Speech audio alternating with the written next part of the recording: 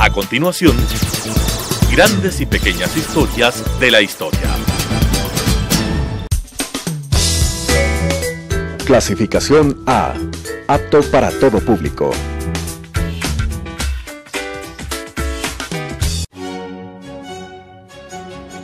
La historia está hecha de lo que unos quisieran olvidar y lo que otros no pueden olvidar. Es tarea del historiador averiguar el porqué de lo uno y de lo otro. Carlos Freile la asume en Telesucesos. Con ustedes, grandes y pequeñas historias de la historia.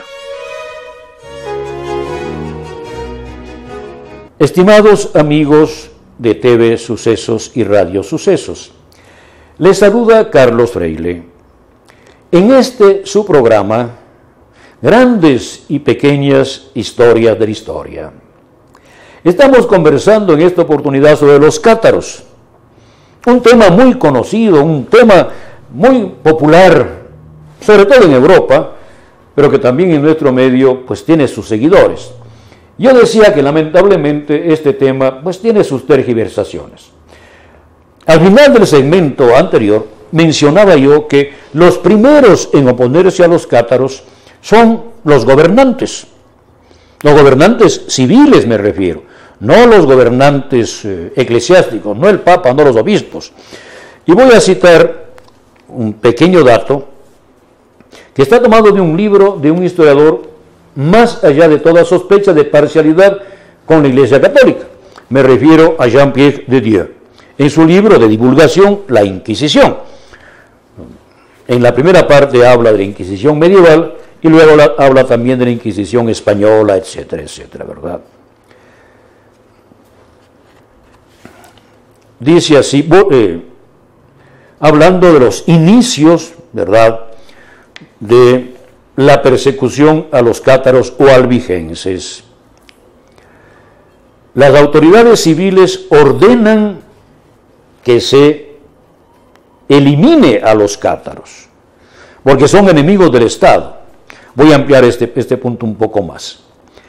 Dice así Didier: los jueces seculares daban muestras de energía, de una energía a veces desbordante y horrible. Jueces seculares, o sea, son los jueces puestos por el gobierno, vale decir, por el rey en el caso de Francia, por el emperador en el caso de Alemania.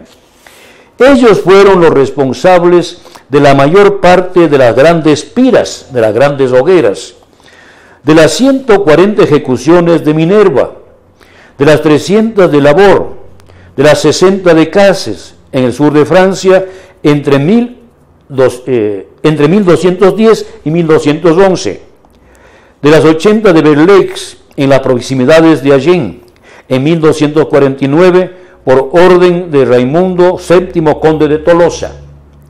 Se elevaron protestas desde el seno mismo del clero, tanto más por el hecho de que la represión carecía de continuidad, de finura, y la elección de las víctimas estaba en función de consideraciones políticas en vez de religiosas.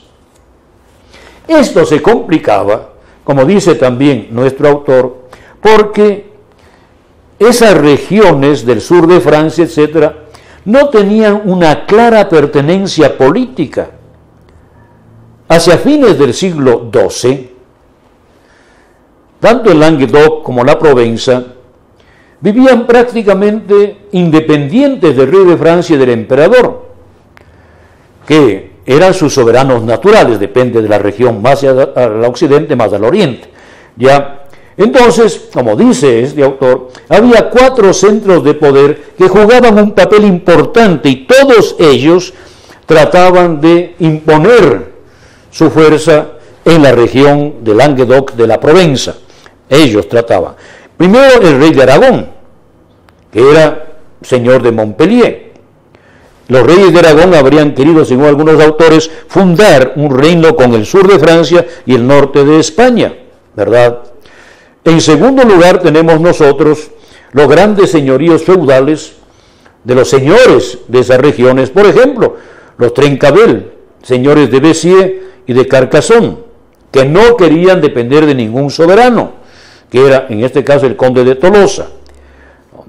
El mismo conde de Tolosa tampoco quería él depender de ningún rey, quería tener un dominio independiente contra el rey de Francia, estos señores de Trencavel, y además la comuna de Tolosa, la comuna de Tolosa, vale decir el municipio, que también quería independizarse del conde de Tolosa. Entonces todos estos señores están entre ellos peleando, y a veces algunos de ellos, como los señores, ¿verdad?, Trencavel, apoyarán a los cátaros en contra de los otros. En consecuencia, no se trata tan solo de un problema religioso, sino sobre todo, repito, de un problema político. Por esta razón hemos leído que son los jueces seculares, ¿verdad?, los jueces del gobierno civil, los que condenan a los cátaros. Tenemos otro dato hablando de la Inquisición, del mismo autor que estoy citando. Lo sabemos ahora, después de haber examinado sus archivos. Durante la segunda mitad del siglo XIII, la Inquisición de Tolosa no pronunció más que un 1% de condenas a muerte en el conjunto de sus sentencias. De tal manera que no es que hubo, como se dice popularmente, centenares de miles de muertos. No es así, no es así. Es más, ¿por qué se sentencia a muerte a los cátaros? Lo he dicho ya con anterioridad que antes quiero decir, de la Inquisición, de la condena, de las matanzas, a los herejes se los excomulgaba. Y también en otros libros, por ejemplo, en el de Paul Laval, Los cátaros, herejía y crisis social, en francés tiene otro título, ¿verdad? Paul Laval nos habla de que qué es lo que se hacía con los herejes antes, qué hacían los señores feudales con los herejes, los exterminaban. Pero aquí, lo dice muy bien Paul Laval, exterminio significa sacarlos de las fronteras, desterrarlos de los territorios en donde habían vivido, no significa matarlos como se significa hoy día. Entonces son los señores los que comienzan a reprimir al catarismo. Pero ¿qué sucede? En esta época, como nosotros también sabemos, está renaciendo la importancia del derecho romano. El derecho romano se está imponiendo otra vez sobre las leyes de los diferentes pueblos de origen germánico. Las leyes de los ostrogodos, de los visigodos, de los francos, de los burgundios, etc., van siendo muy modificadas por el derecho romano. Y en el derecho romano, a la traición al emperador o a la traición a Roma, al delito de lesa majestad, se le castigaba con la pena de muerte por la hoguera. Entonces, ¿qué es lo que dice Federico II, emperador de Alemania, aunque vivía en Sicilia? ¿Cuál es la pena que debemos nosotros dar a estos señores que no quieren que los súbditos pronuncien un juramento de fidelidad al emperador o al rey? En este caso, el emperador. ¿Cuál es el castigo? Con ellos están demostrando que ellos son delincuentes políticos de lesa majestad, de majestad lesionada de manera grave. En palabras modernas, estos herejes se convierten en traidores al emperador.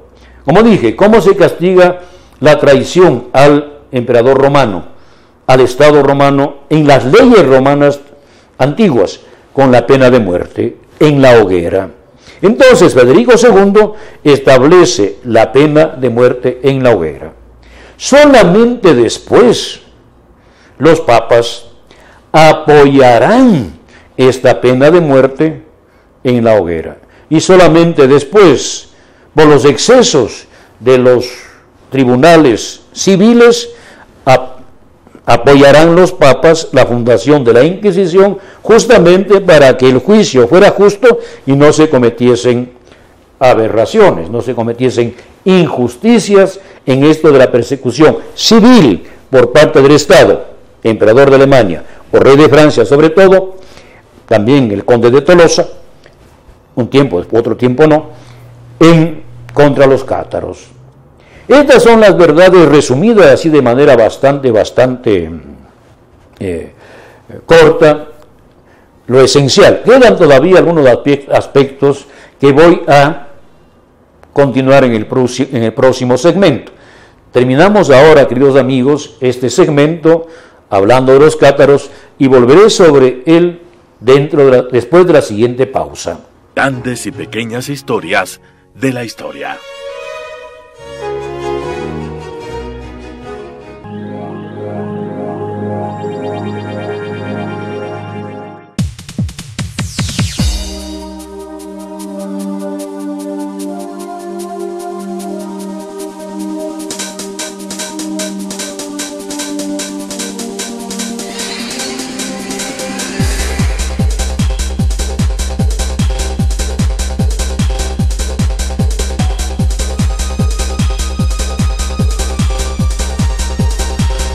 Telesucesos, porque Quito TV.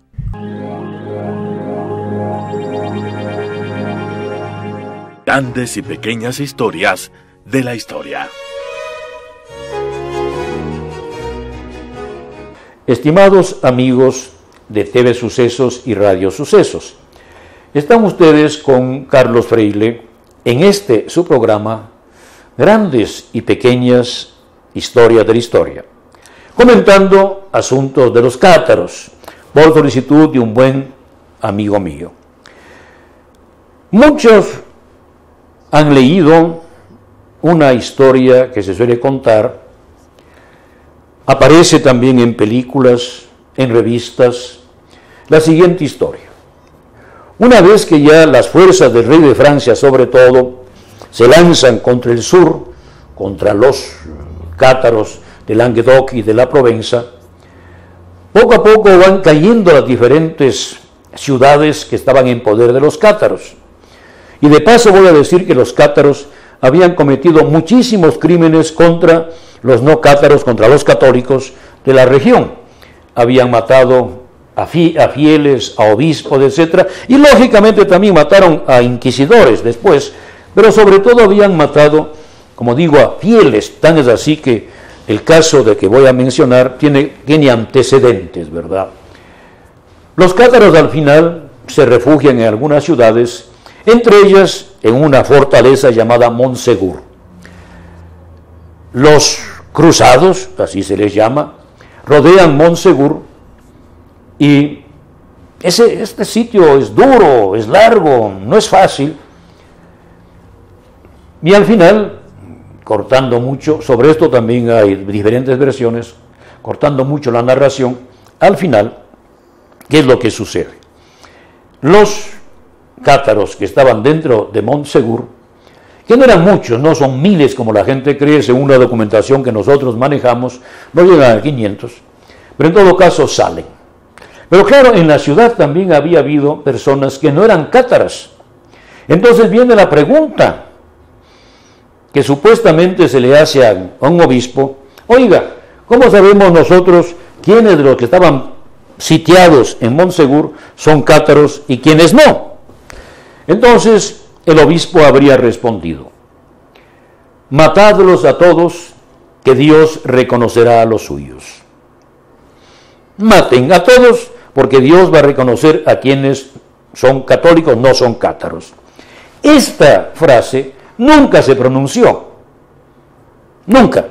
Fue inventada un tiempo después, en la misma Edad Media, pero después, y ni siquiera en la región cátara, en la región de Languedoc, en la región de Provenza, en Montpellier, no sé yo, no, en Béziers, no, se inventó en Alemania, más tarde. Un monje que escribía con bastante fantasía lo que había recibido de otros, añade esta frase de su propio peculio. No hay ninguna prueba, de hecho, en el siglo XIX, ya en el siglo XIX, varios investigadores se dedicaron a buscar, a rastrear el origen de esta famosa afirmación y se encontraron que no tiene antecedentes reales, que este monje alemán la inventó. Entonces nosotros cuando oigamos esto, matadlos a todos, que Dios reconocerá a los suyos, pensemos, es producto lamentablemente de la fantasía de un señor, tendría sus problemas mentales, muy posterior a los acontecimientos. Y no solamente, como digo, muy posterior en el tiempo, sino también muy lejano en el espacio. en esa época, del sur de Francia hasta Alemania, la distancia era muy larga. Viajar de un lado a otro era difícil. Entre paréntesis digo que, según los especialistas, el 90% de la población europea no se alejaba unos 30 kilómetros de su lugar de nacimiento durante toda su vida.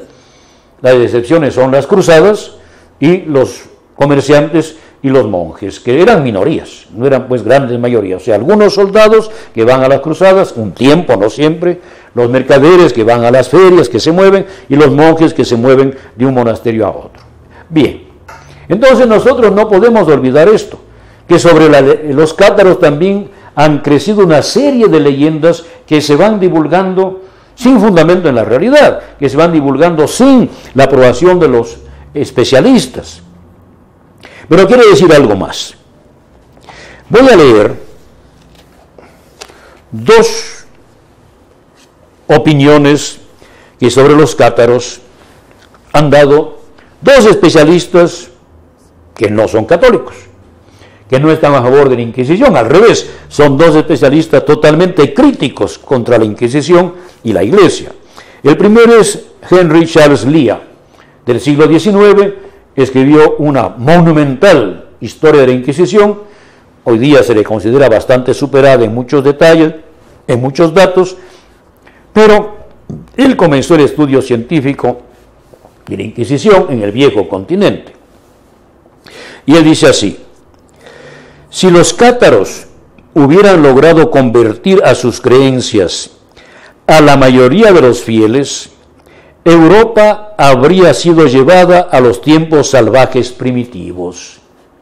Nótese, si los cátaros hubieran triunfado, Europa habría regresado a los tiempos salvajes primitivos, sin autoridades, sin reinos, sin organización política, etc.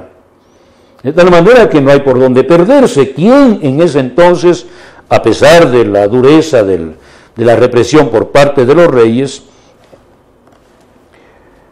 parece ser que quien tenía la razón, pues era en este caso el represor?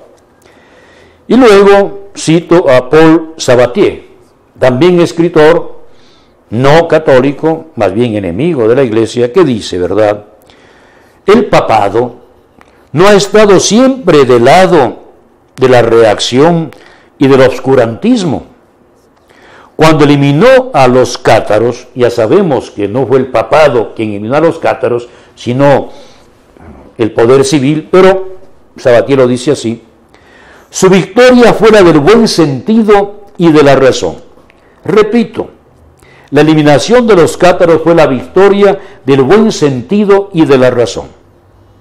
No debemos permitir que las persecuciones soportadas por herejes como estos les convierta en seres fascinantes hasta el punto de modificar nuestro juicio radicalmente negativo.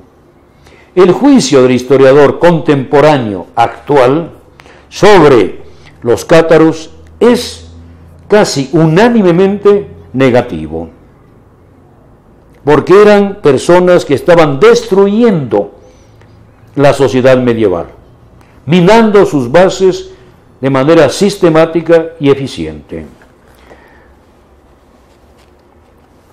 Este es el resumen, queridos amigos, que he querido yo hacerles a ustedes sobre los cátaros.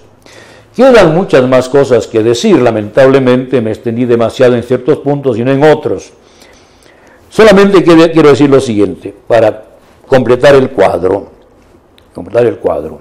Los cátaros tenían un solo sacramento, o dos decían algunos, el consolamentum, que era una especie de bautismo cátaro por el cual ellos ingresaban a esta comunidad y, según algunos, a partir de ahí ya llevaban una vida santa. No tenían que mezclarse con la materia, no podían casarse, no podían entrar en contacto con el poder civil, y tendían a separarse en comunidades muy cerradas que a su vez se oponían a las otras, y hubo también matanzas por parte de los cátaros hacia los católicos, que eran considerados los responsables de que el mal, la materia, reine en el mundo. Sobre esto nosotros no tenemos mucha claridad porque lamentablemente, como es obvio, dado que se consideraba a los cátaros enemigos públicos, enemigos del Estado, del rey, del emperador, sus obras más importantes han quedado para nosotros solo fragmentadas. En todos los casos sabemos que había una especie de jerarquía entre los de más sabios y los menos sabios. Parece ser también con una cierta vinculación con los gnósticos antiguos. No, en los de último nivel pues no tenían toda la capacidad para salvarse que los de primer nivel. Eso también sabemos nosotros. Bien, queridos amigos de TV Sucesos y Radio Sucesos, estamos llegando al final de este programa. Yo quiero agradecer a las personas que me hacen llegar sus sugerencias, sus peticiones, de tal manera que les puedo yo contestar. De hecho, he recibido también otra sugerencia y Dios mediante el próximo programa lo dedicaré a los juegos romanos, tanto a los juegos de gladiadores como a otros, aunque también hablé de esto un poco ya hace un par de años, casi al principio de estos programas, pero dada la solicitud voy a hablar de eso, Dios mediante, repito, el próximo programa.